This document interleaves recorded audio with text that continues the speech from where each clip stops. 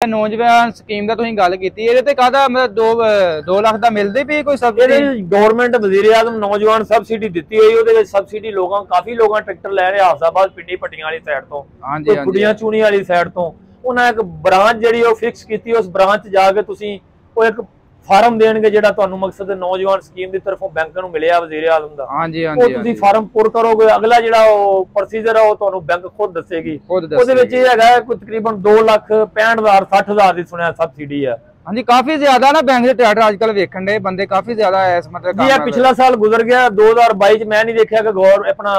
Bank की तरफों कोई ट्रैक्टर आया हो। हाँ जी हाँ जी बिल्कुल ही लोग रोक गए बैंक से ट्रैक्टर नहीं लैंदे पे। हाँ जी हफ्ता डेढ़ हो गया काफी लोग बैंकों तो ट्रैक्टर लेके जा रहे ने फिर उन्होंने पूछने हैं भाई ये तुसा डायरेक्टली लिया या किस तरह फिर वो दसदे ने कि नहीं यार सानू ये वजीर आजम नौजवान स्कीम ते जेड़ा 7% दे रहे ने नौजवान काफी ज्यादा मेरे तो बंदे इंटरव्यू ले ने मतलब ए ही ले ज्यादातर रुझान काफी लोग लेके जा रहे ने काफी लोग लेके जा रहे ने ओरे विच बंदिश नहीं हैगी नौजवान स्कीम दे विच कई लोग कढ़ा के वेच भी जांदे ने। हां जी जिन्हां नूं जरूरत आ ओ घर भी लै जांदे ने जेड़े वेच जांदे ने उन्हां नूं यह हैगा कि 2 तो 2.5 लाख का नुकसान हुंदा है लेकिन वो जो नौजवान स्कीम दा मकसद है कि जेड़ा नौजवान स्कीम आ वो ट्रैक्टर लैके अपनी वाही बीजी कर सकदा है